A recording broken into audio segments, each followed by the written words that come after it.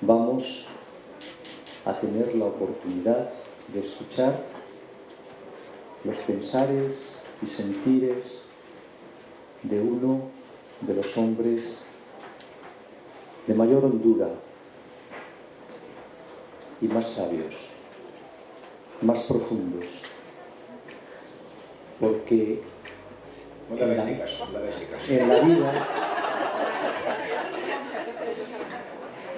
porque en la vida hay personas que alumbran el camino y que ensanchan el horizonte y nos enriquecen, y una de esas personas es esta que está hoy aquí, Pablo Dors, que es, sin duda alguna, en estos momentos, uno de los escritores de mayor éxito en España y fuera de España, en la América hispana. Siempre se nos olvida esos países con los que compartimos la patria común del idioma.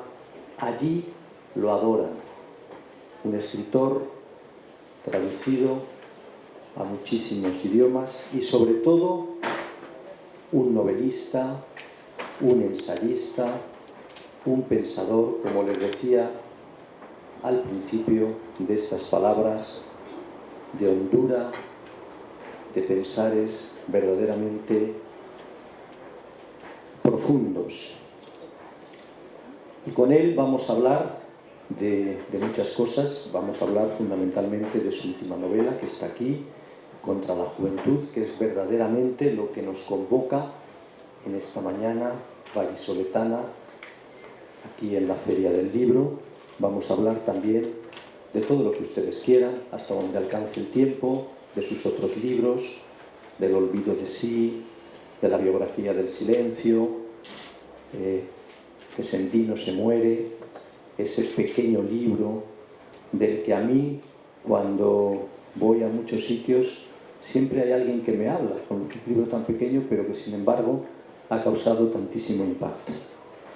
Y nada más, empezamos entonces esta conversación con Pablo y con todos ustedes. Yo sí quiero dar las gracias, naturalmente, a la Feria del Libro por traernos aquí y por poder estar compartiendo este rato todos juntos. Muchísimas, muchísimas gracias. Y especialmente darle las gracias a Paz Altés, que está por ahí, que se lo curra, que se lo trabaja y que sin ella todo esto no sería posible. Muy bien, Pablo, ¿por dónde empezamos? Pues lo primero quiero dar también las gracias a todos vosotros, a todos ustedes por estar aquí. Para mí es una alegría y un pequeño milagro, ¿no? que un libro o unos libros susciten interés, ¿no? Yo empezaría, si te parece bien, por la experiencia fundamental del escritor. La experiencia fundamental del escritor. ¿Quién es escritor? Escritor es aquel que ha soportado mucho su propia estupidez. Esta puede ser una buena definición del escritor, ¿no? O sea, aquel que ha soportado mucho su propia estupidez. ¿No? ¿Por qué digo esto? Porque cuando uno escribe, lo primero que se encuentra es que lo que escribe es bastante malo. Esto no lo digo por modestia o por humildad, sino porque es la cruda realidad. La cruda realidad es que incluso aquellos que escribimos como oficio, es decir, todos los días, nos encontramos que la inmensa mayoría, por no decir el 99,9% de lo que escribimos, no vale la pena. Y entonces, como la imagen de que te devuelve lo que escribes es mala, pues uno tiende a claudicar, a abandonar, a decir, ¿pero qué hago aquí perdiendo el tiempo? ¿Por qué soy tan ambicioso, tan vanidoso? Y uno lo deja, ¿no? Pero si tú persistes en la escritura, persistes en esta imagen negativa de ti mismo que te devuelve el escribir, entonces, después de 100 páginas de tonterías, escribes una frase luminosa. Luminosa quiere decir que es auténtica, es decir, que realmente recoge algo genuino de tu vida, de ti mismo, ¿no? Y esa es la que publicas. Y entonces la gente te dice, qué bien escribes, pero claro, porque no ha visto las 100 páginas anteriores de tonterías, sino nada más esa frase, ¿no? Lo difícil no es escribir, creo yo. Lo difícil es tener una vida interior, ¿no? Porque el problema es que mucha gente escribe técnicamente de manera correcta, bien, pero eso no transmite vida. Está muerto, por mucho que sea técnicamente correcto, ¿no? Y esto sucede porque lo realmente difícil es tener vida interior, es decir, es tener algo que decir, ¿no? Que se produzca el milagro de la comunicación, tanto verbal cuando es una conferencia o una charla, como escrita cuando se trata de un libro, ¿no? Por tanto, yo diría que para mí la escritura, la literatura, es un acto profundamente espiritual. Profundamente espiritual no significa que haya que hablar solamente de las cosas buenas y bonitas, también hay que hablar también de las cosas duras y sombrías, pero desde la hondura, ¿no? Y no desde la banalidad o la superficialidad. Yo creo que este puede ser un buen comienzo, si te parece, Jesús. Sí, Pablo.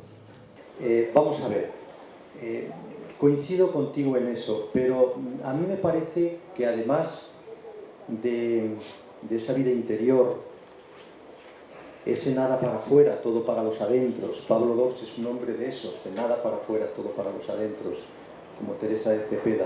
Además de eso, tú eres un escritor, y en la última novela eso aflora con mucha fuerza. Eres un escritor al que le gusta descolocar. Cuando se te lee, se queda uno como descolocado. Además de que te gusta también dar algún cachete que otro. Aquello de Kafka, ¿verdad?, de que un libro tiene también que ser una bofetada en la cara del lector, pues a ti, bofetadas, alguna también das, pero cachetes sí, los cachetes te gusta cachetear así de vez en cuando. Entonces, a mí me parece que todo eso tiene mucho que ver, que realmente es lo que sustenta tus libros. Desde luego que lo más importante de todo es esa hondura, esos pensares y esos sentires que tú transmites y que naturalmente, como dice el poeta, el árbol vive de lo que tiene sepultado, y en eso tiene mucha razón Pablo. Hay escritores que sí, que escriben muy bien, pero transmiten poco, probablemente porque dentro pues no hay lo que tiene que haber, y cuando el árbol es frondoso y vive de lo que tiene sepultado, todo eso brota y sale. Voy a leeros la cita de Kafka con la que comienza Contra la Juventud, que es esta. Solo deberíamos leer libros de los que muerden y pinchan. Si el libro que leemos no nos despierta de un puñetazo en la cara, ¿para qué leerlo? ¿Para que nos haga felices? No, lo que necesitamos son libros que caigan sobre nosotros como un golpe dolorosísimo. Bien. Es verdad que creo que casi siempre leemos libros para que nos confirmen en lo que ya pensamos y ya sentimos. Entonces, si un autor dice lo que nosotros creemos o sentimos, decimos, qué buen autor es, este por fin sabe lo que es la vida, ¿no? Pero un libro, igual que una vida, ¿no?, es interesante en tanto en cuanto, y aquí retomo lo que me preguntaba Jesús, en tanto en cuanto te descoloca. Es decir, en tanto en cuanto te abre un horizonte distinto, te obliga a repensar tu vida, te obliga a hacer un planteamiento diferente, ¿no? La novela, que es el género al que yo me dedico preferentemente, no es otra cosa que una exploración en la identidad a partir de un ego imaginario. Una exploración en la identidad a partir de un ego imaginario. Es decir, que el tema de la novelística, de la novela, de lo que nos interesa a los novelistas, siempre es la identidad, es decir, la construcción del sujeto. Hasta el punto que podríamos decir que la novela es épica del individuo. Siempre el punto de vista está en un sujeto, en un individuo, ¿no? Y esta exploración se hace a partir de un ego imaginario. Tantas veces me preguntan, ¿pero su libro es autobiográfico? ¿Hasta qué punto esto que cuenta este personaje usted lo ha vivido? Yo suelo responder, mis libros no son autobiográficos, sino que son autoficticios, que es distinto, ¿no? Es decir, que yo no cuento lo que he vivido, sino que a partir de algo que he visto, que he sentido, que me han contado, que he experimentado de alguna manera, trabajas con la facultad propia del narrador, que es la fantasía o la imaginación, y elaboras una historia, ¿no? Una historia que de alguna manera puede hacer pensar, sentir, llorar, enfadarse, soñar a los lectores, ¿no? Yo no escribo para provocar, pero si provocan mis libros, fantástico, ¿no? Pero tampoco escribo para edificar, pero si mis libros edifican, fantástico. Entonces, mi objetivo no es ni destruir la cosmovisión que el lector tenga, ni tampoco alentarla, sino que mi objetivo es ser fiel lo más posible a lo que yo descubro en mí mismo, ¿no? Porque estoy convencido de que solamente lo más personal es universal. Solo lo más personal es universal. Si yo en esta charla quiero hablar en general, no hablaré a nadie, pero si me dirijo a personas en particular, entonces me dirigiré a todos, porque lo más personal es universal. Entonces, una novela o un libro logra tocar a mucha gente cuando me ha tocado a mí mismo, ¿no? Cuando me he dejado tocar a mí mismo, ¿no? Ese es el milagro de la literatura y del arte en general, ¿no? Que realmente logra una comunión universal cuando se hace esta exploración personal, genuina. El protagonista de Contra la Juventud, Eugene, es un hombre que quiere estar siempre en otro sitio. Es una persona dispersa, que no acaba de encontrar su sitio. Y esto me lleva a plantearte algo que salta a borbotones en todos tus libros, que es la búsqueda de uno mismo, el encuentro con uno mismo. Y luego también el eterno presente, el hoy, aquí y ahora, el ser capaces de descubrir que o estás donde estás o no estás, que la vida es el presente, es ese momento, es ese instante. Sobre todo eso te pregunto. Esta es la historia, cuando la juventud es la historia de un joven atolondrado. Entonces, en ocasiones los periodistas me han dicho: se ve que aquí has contado tu propia vida, ¿no? En cambio, la anterior novela, El olvido de sí, es la historia de un santo, ¿no? Y en cambio ahí nadie me ha dicho: se ve que has contado tu propia vida. Y sin embargo, yo soy tanto Eugen Salman, que es un hombre un tanto perdido, vamos a decir así, experimentando distintas cosas en su vida, como Charles de Foucault, que realmente es un hombre de una bondad y de una magnanimidad extraordinarias, ¿no? Por aterrizar en este libro, que es el que estamos presentando en esta mañana aquí en Valladolid, es la historia de un joven, como ya ha subrayado Jesús, que está en búsqueda de sí mismo. Entonces, ¿por qué se titula Contra la Juventud? Porque en la juventud es una etapa de búsquedas. En realidad toda la vida es una etapa de búsquedas, pero en la juventud de manera más emblemática, más significativa.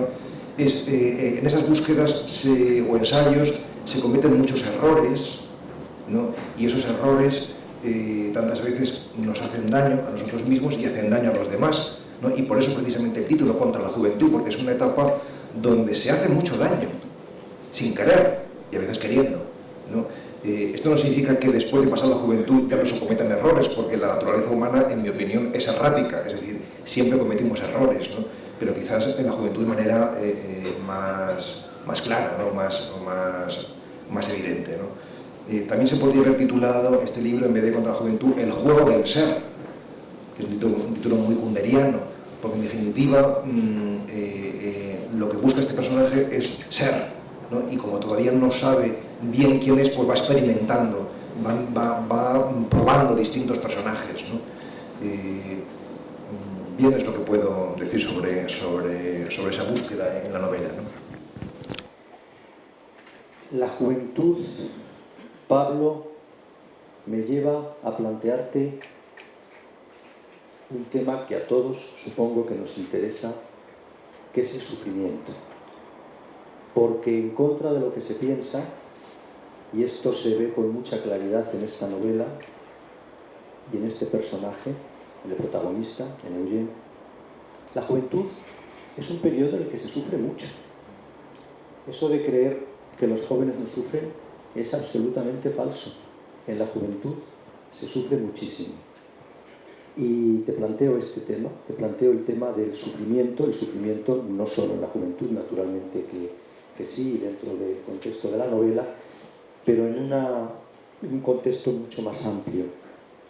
¿Qué aporta el sufrimiento? ¿Qué sentido tiene sufrir? ¿Por qué sufrimos? Con lo bonito que sería no sufrir. ¿A dónde nos lleva el dolor?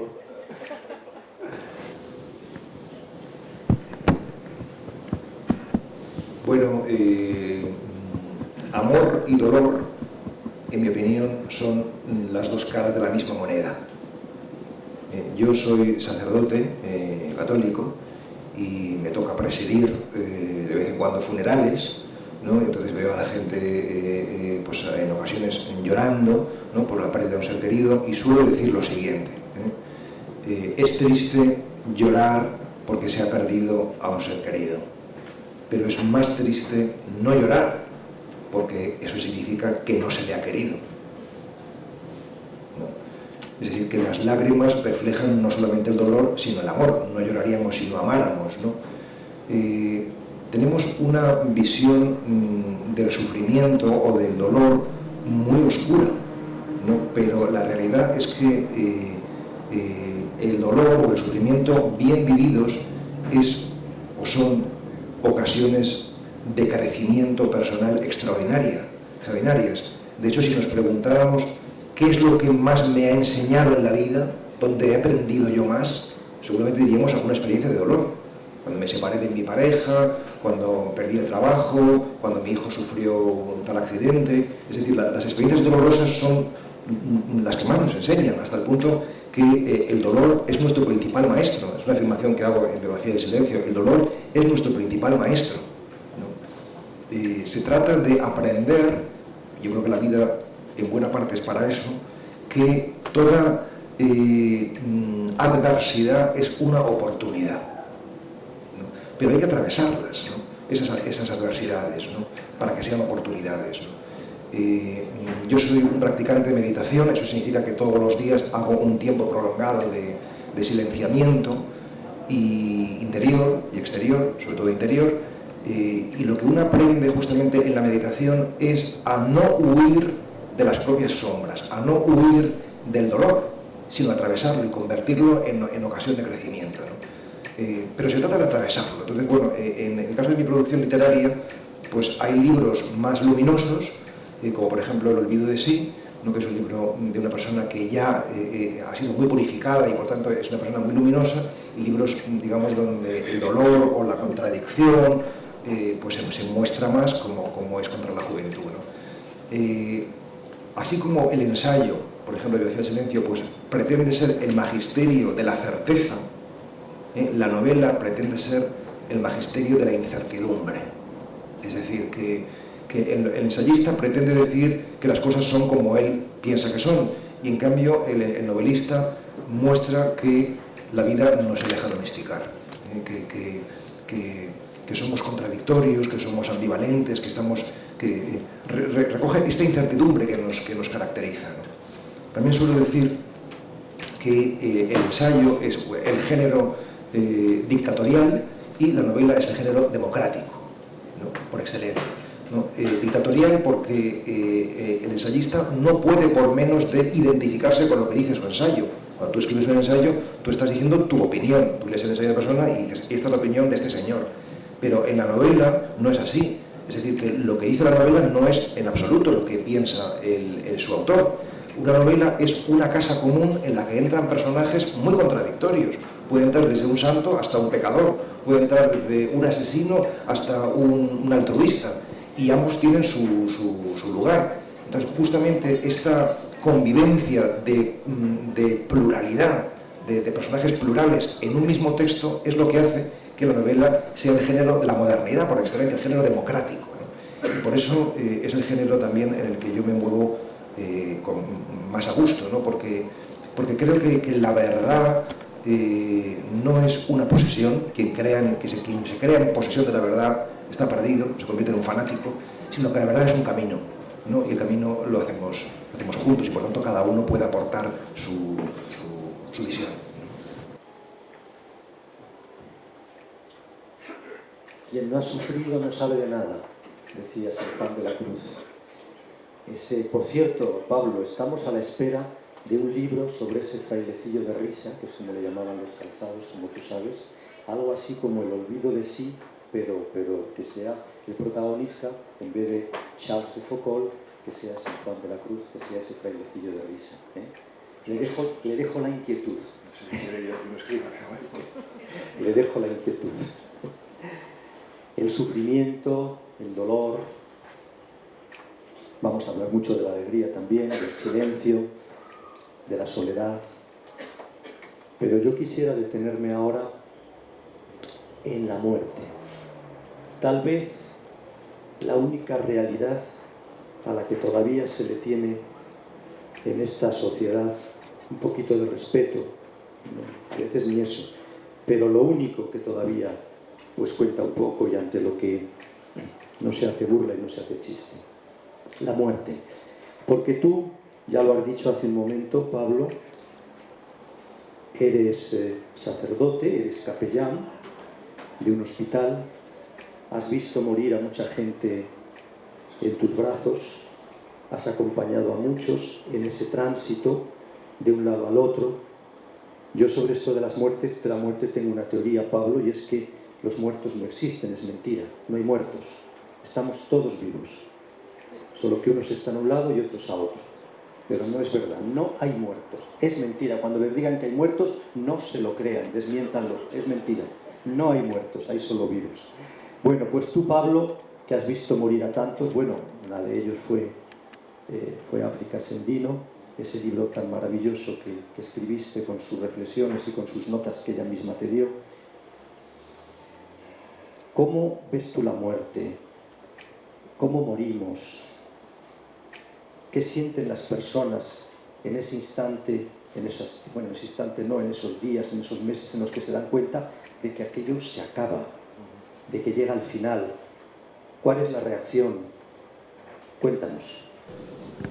Bueno, llevo 9 años trabajando en un hospital, atendiendo a enfermos de todo tipo, también terminales. Yo prefiero llamar moribundos para no rehuir la palabra muerte, que sigue siendo un tabú. ¿Cómo morimos? Pues ese es uno de los aprendizajes fundamentales que he hecho en estos años, y es que nadie muere como no ha vivido. Puede haber una excepción, pero normalmente si tú tienes una vida superficial o frívola, pues lo más probable es que tu muerte sea superficial o frívola. Si has vivido de una manera generosa y entregada, pues lo más probable es que no mueras solo, sino acompañado. Si por el contrario tu vida ha sido más bien mezquina o solitaria, pues es posible que mueras solo. Es decir, que la muerte suele ser un reflejo de lo que es la vida. No puede ser de otra manera, porque la muerte nos sorprende en la vida. Y por tanto, si tú vives de determinada manera, pues así es como va a ser tu muerte, ¿no? Esa es una primera lección, y una lección que tiene una consecuencia muy clara, y es que vive ahora, me digo yo a mí mismo, vive ahora como te gustaría morir, ¿no? Entonces, si por ejemplo para mí es importante escuchar a las personas, si es importante escribir libros, si es importante disfrutar de la naturaleza, pues procuro hacer eso hoy, no dejarlo para mañana, a ver si que mañana ya no esté en este mundo, ¿no? Y luego también una segunda lección que he aprendido en torno a la muerte, además de que nadie muere como no ha vivido, es que lo hermoso, que por desgracia es bastante excepcional o raro, no es que te arrebaten la vida, que te mueras, sino que la entregues. Que entregues la vida, ¿no? He visto personas que no se han muerto, sino que han entregado la vida, que es distinto, ¿no? ¿En qué sentido es distinto, no? Yo suelo poner el ejemplo de un corredor que hace una carrera. Después de correr los 100 metros que dura esa carrera, el corredor no quiere seguir corriendo. ¿Por qué? Porque ya ha cumplido su carrera. Entonces ya deja de correr, ha terminado, ¿no? Si nosotros, después de correr nuestra carrera de la vida, 100 metros o 1000 o los que sean, queremos seguir corriendo, queremos continuar en esta vida, es porque no hemos sentido que esa carrera la hayamos corrido bien. Es decir, que el miedo a la muerte no es otra cosa que insatisfacción ante la vida, ante la propia vida. Si tú tienes tu vida, si tú estás satisfecho con lo que tu vida está dando de sí, cuando te llegue la hora, la entregas. No sé si me estoy explicando. Entonces, lo que suele dar miedo de la muerte no es simplemente el pasaje a lo desconocido, sino una insatisfacción ante lo que nuestra vida ha dado de sí, lo que ha dado de sí.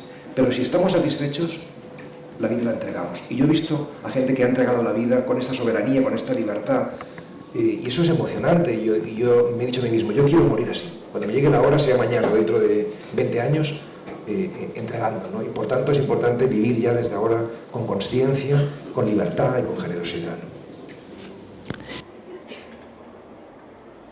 ¿no? Probablemente ustedes saben que uno de los escritores que más ha marcado la vida de Pablo II es el portugués Fernando Pessoa. Hay otros, pero ese es uno de ellos. Incluso él durante mucho tiempo tuvo una frase de Pessoa allí como santo y seña, que ahora nos la dirá. Y como estamos hablando de la muerte, me vienen a la memoria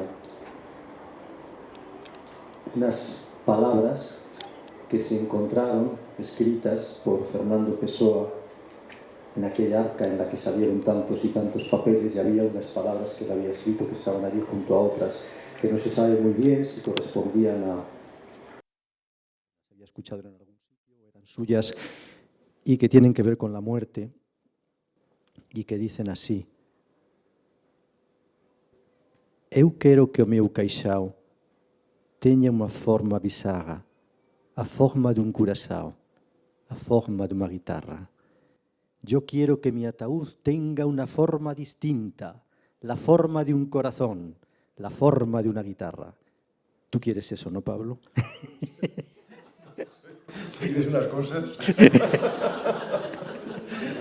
Bueno, lo que sí voy a recordar es esta cita de Pessoa, con la que comenzabas esta última intervención, que durante un tiempo presidió mi blog y que para mí es un lema personal, y es esta: no al poder, no al placer, no a la gloria, la libertad, solo la libertad.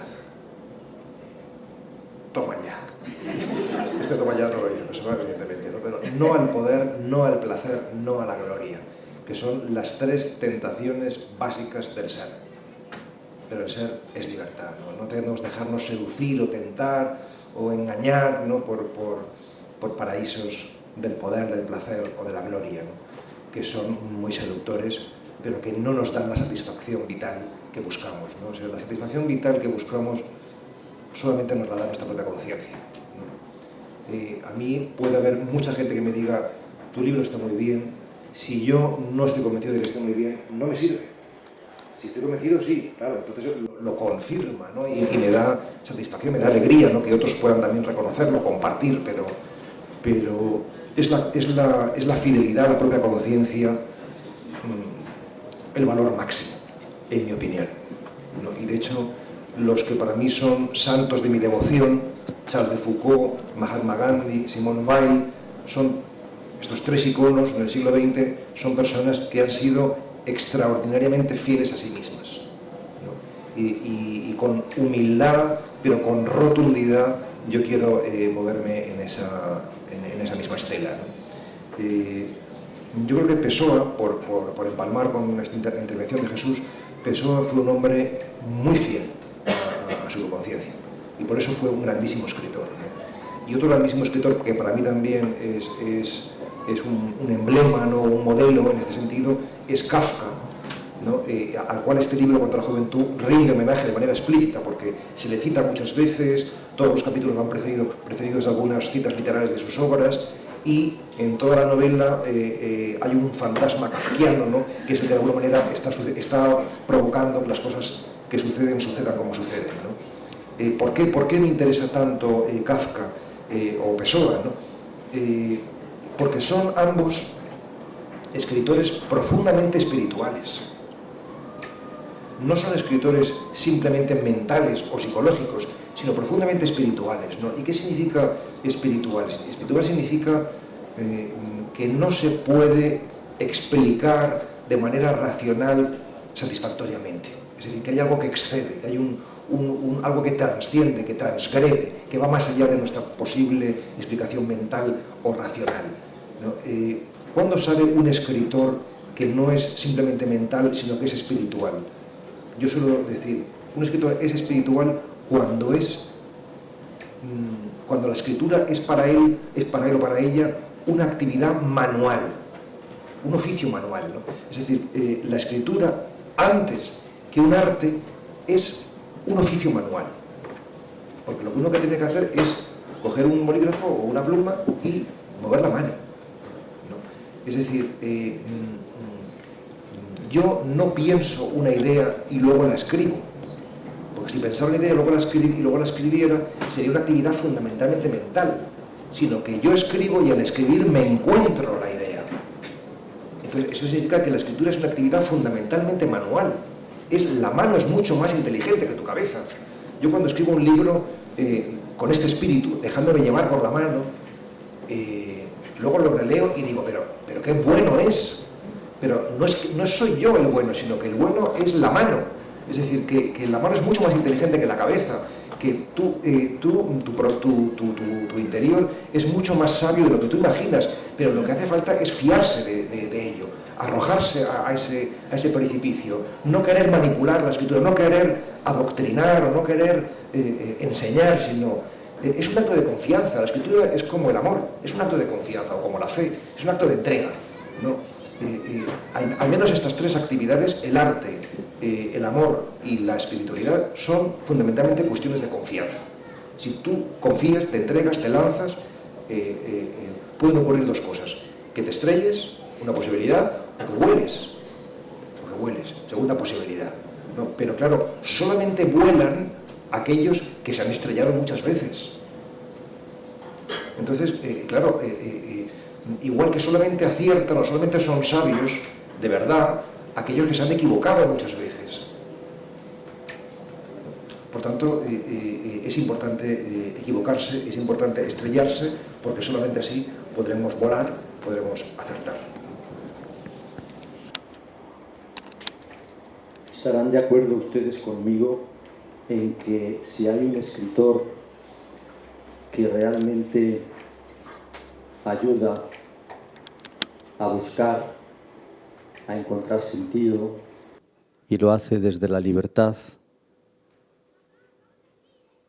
hacia quien le escucha y con palabras verdaderas? Ese es Pablo Dors. Ese es Pablo Dors. Pablo, te pregunto ahora. No le he pagado antes, está sin sobornar este hombre. Yo me siento un hombre libre y digo lo que quiero y lo que siento, ¿eh? Yo sé pocas cosas, es verdad, digo tan solo lo que veo. Y lo que veo es esto, Pablo, y así lo digo. La dimensión espiritual, la dimensión contemplativa de la vida, que eso es tal vez lo que medula todos tus libros. Y sobre ello te pregunto. Esto me interesa mucho y me gusta mucho, ¿no? O sea, porque creo que el problema fundamental en la humanidad, o al menos la humanidad que yo conozco, es el ruido, es la dispersión, ¿no? O sea, es que estamos bombardeados por un montón de estímulos y, por tanto, hemos creado una sociedad y un mundo donde somos incapaces de convivir con nosotros mismos. Hay una cultura de estar permanentemente hacia afuera, ¿no? Entonces, en este sentido, sí que es cierto que mi literatura es una llamada a la interioridad, ¿no? A descubrir que dentro tenemos un tesoro, ¿no? Y el tesoro es nuestra identidad. En definitiva, la pregunta espiritual por excelencia es ¿quién soy yo? ¿No? Y el hombre realizado, el hombre logrado, es aquel que ha convivido de manera más saludable con esa pregunta. No simplemente aquel que ha respondido a la pregunta, sino que ha convivido con el enigma sin que le resulte hiriente, ¿no? y desgarrador, ¿no? ¿Por qué es importante esta dimensión contemplativa o la vida de la interioridad, ¿no? Porque solamente cuando hacemos esta experiencia de la meditación, del silencio, de la interioridad, solamente entonces empezamos a caminar hacia la unificación, hacia la unidad. Meditar significa peregrinar hacia tu centro. Eso es lo que significa la palabra meditación, estar en medio y permanecer en el centro, ¿no? Si estamos en el centro, en nuestro centro estamos unificados. Cuando nos sentimos uno, nos sentimos bien. Y cuando nos sentimos divididos, nos sentimos mal. Si por una parte yo quiero comerme este pastel, pero por otra parte quiero adelgazar, estoy en conflicto, estoy dividido, ¿no? Si por una parte quiero a esta mujer, pero por otra parte quiero a esta otra, pues tengo un problema, estoy dividido, ¿no? Entonces, nuestro problema fundamental de todos los seres humanos es la división, es la fractura. Estamos divididos en nosotros mismos, estamos divididos con el misterio de Dios, estamos divididos con los demás. Divididos a veces por ideologías, por tonterías, porque tú eres de derechas, tú eres de izquierdas, tú eres creyente, no soy creyente. Mientras que nuestra aspiración secreta es la unidad. La unidad con nosotros mismos, la unidad con el otro, ¿no? Porque lo que nos une es profundamente más esencial y más definitivo y definitorio que lo que nos separa. Entonces, cuando una persona está en su centro, descubre eso, ¿no? Y por eso es importante la dimensión contemplativa, porque solamente desde ahí se descubre eso, ¿no?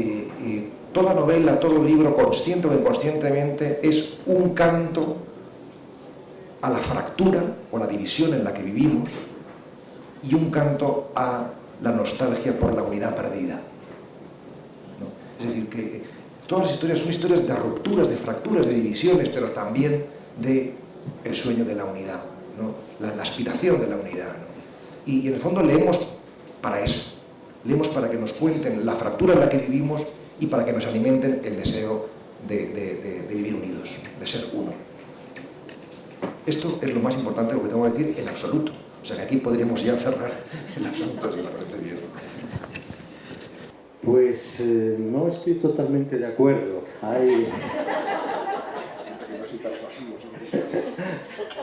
Hay algo que me parece a mí también muy importante y de lo que no hemos hablado, que es la hipocresía,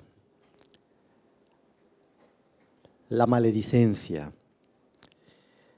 la frivolidad, este permanente estar hablando mal del otro, esta sociedad que hemos creado en la que interesa tanto la vida de los demás, pero solo en la medida en la que esas vidas estén rotas, si están como donde tienen que estar, si transcurren por donde tienen que transcurrir, no interesan, si están rotas, sí. Este constante, como digo, rajar y hablar mal de los demás. Y te pregunto por esto porque yo me he encontrado, leyendo tus libros, con que esto es algo que a ti te preocupa y te inquieta y a lo que le prestas mucha atención, como a otro asunto del que también me gustaría que dijeras algo, que tiene que ver con el figurar, con la ostentación, con el aparentar.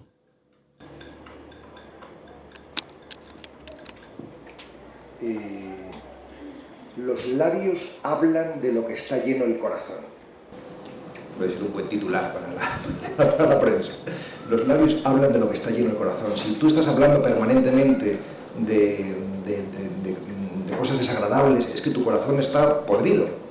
Porque es que uno habla de lo que tiene dentro, ¿no? Eso por una parte, ¿no? Entonces, en el fondo todo lo exterior es un espejo de lo interior. Siempre. Lo que ustedes o vosotros pensáis o piensan de mí es en definitiva un espejo de lo que piensan de ustedes mismos, de vosotros mismos, ¿no? Seguramente es un reflejo mucho más de vosotros que de mí, ¿no?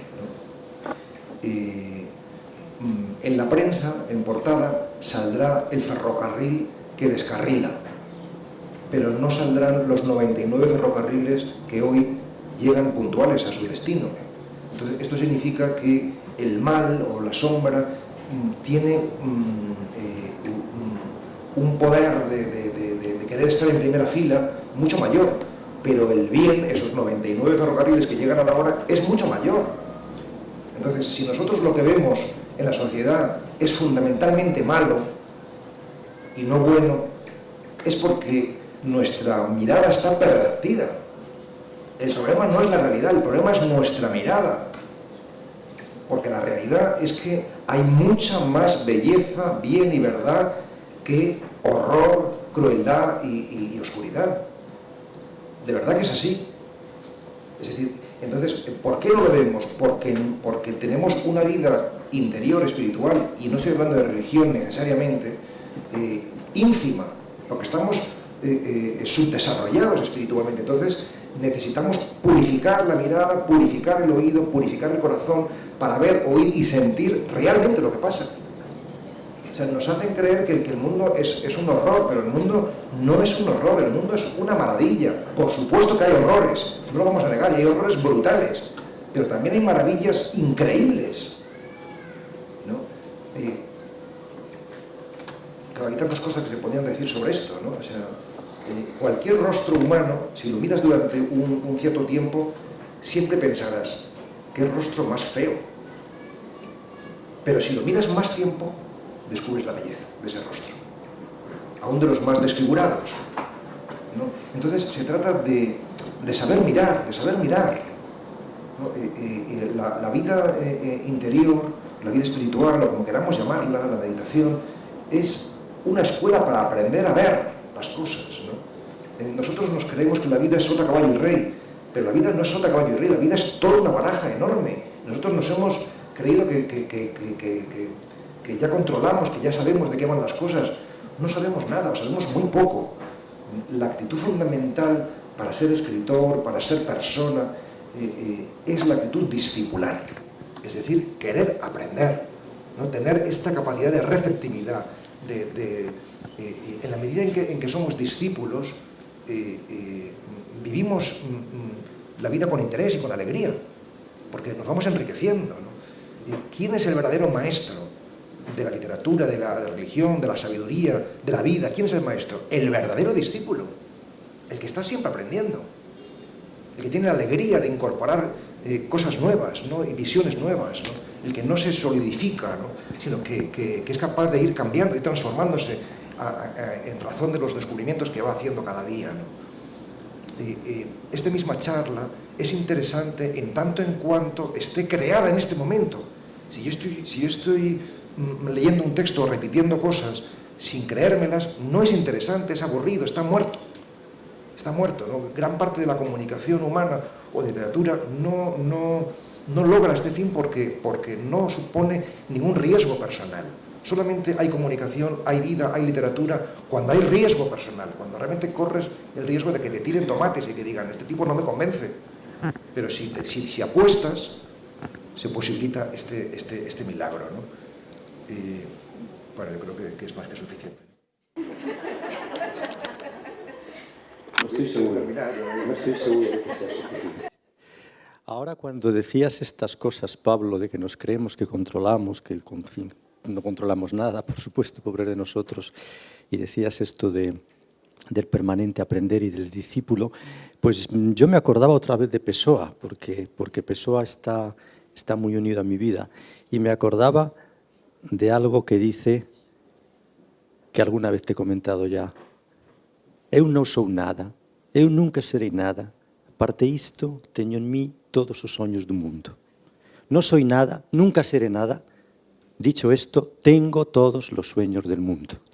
Que es un poco eso que tú decías. Bien. Esto es muy bonito, ¿no? Porque realmente es místico, ¿no? Realmente es muy parecido a San Juan de la Cruz que mencionabas antes. Nada, nada, nada. Y en el monte, nada. Este es San Juan de la Cruz, ¿no? Es decir, en la medida en la cual nos vamos vaciando de tonterías, ¿no? O sea, y vamos llegando a lo esencial, en esa medida hacemos la experiencia de la libertad, ¿no? De lo que se trata es de generar en nosotros, cuando hablaba del discipulado, de ser discípulo, es lo mismo, ¿no?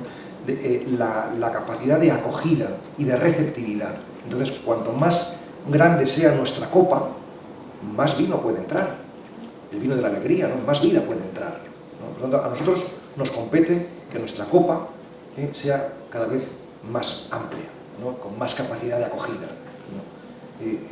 Si un pensamiento, una doctrina es exclusivista y no es inclusivista o inclusiva, no es una buena doctrina, ¿no? Es decir, que es bueno lo que te hace encontrarte con el otro, ¿no? El estar atentos, el estar despiertos. La soledad, el aislamiento, la soledad y el aislamiento sí, el individualismo no, dices tú siempre. Bueno, les voy a contar una maldad. Él habla mucho de soledad, que le gusta mucho la soledad, pero a él lo que le gusta es la soledad bien acompañado, ¿eh? O sea, no, esto que quede claro. Bien, la soledad y la comunión, Pablo, que son dos caras de la misma moneda. Esto lo has dicho muchas veces y lo has escrito muchas veces. Y me gustaría que te extendieras un poco en ello. Bueno, Kafka precisamente dice, no hay nada grande que no haya nacido de la soledad, o algo parecido, ¿no? Pero tampoco me acuerdo exactamente literal, pero esa es la idea, ¿no? La soledad puede ser una experiencia muy dolorosa y muy negativa, entonces yo la suelo llamar aislamiento, o por el contrario, puede ser una experiencia enormemente fecunda. Yo sostengo, lo creo profundamente, que solamente estamos con los demás, con los otros, de manera fecunda, de manera interesante, generando vida, generando creatividad, si hemos sabido estar también con nosotros mismos. Si no, lo que estamos haciendo es simplemente utilizar al otro por incapacidad de convivir con nosotros mismos. Por tanto, el hombre auténticamente comunicativo es también profundamente solitario. Ha explorado ambas cosas. De lo contrario, no es ni verdadera soledad ni verdadera comunión, ¿no? Bueno, en la literatura se produce este milagro de manera muy expresiva, porque algo que se ha generado en la intimidad de tu habitación, escribiendo en soledad estricta, de pronto se puede convertir en ocasión de encuentro y de provocación, ¿no? de estímulo, de acicate para muchas personas, ¿no? Entonces, algo que se genera en la soledad es fuente de comunicación enorme, ¿no? A miles de personas. Y ahí se ve de manera muy clara, ¿no? Yo creo que en nuestra sociedad, igual que antes hablamos de la importancia del silencio, la vida de la interioridad, la dimensión contemplativa, pues no hay que tener miedo a cultivar la soledad, ¿no? Creo que antes bien, creo que hay que fomentarla, ¿no? En la meditación, yo suelo explicarlo así: la meditación es consciencia de la respiración, y la respiración es un movimiento biológico doble, de inspirar y de expirar. Es decir, este movimiento biológico es afín o es análogo al movimiento espiritual por excelencia, que es el de recibir y dar, el de la receptividad y la oblatividad. Por tanto, si tú quieres saber si tu vida es una vida sensata, es una vida armónica, es una vida sana, pregúntate si hay proporción, si hay equilibrio entre lo que recibes y lo que das, entre lo que te dejas ayudar y lo que ayudas, entre lo que te dejas amar y lo que amas. Porque nos han educado a que es muy importante amar, pero no nos han educado en que es muy importante, igualmente importante, dejarse amar. Entonces, es muy importante saber estar con los demás, por retomar la pregunta, pero igualmente importante es saber estar con uno mismo.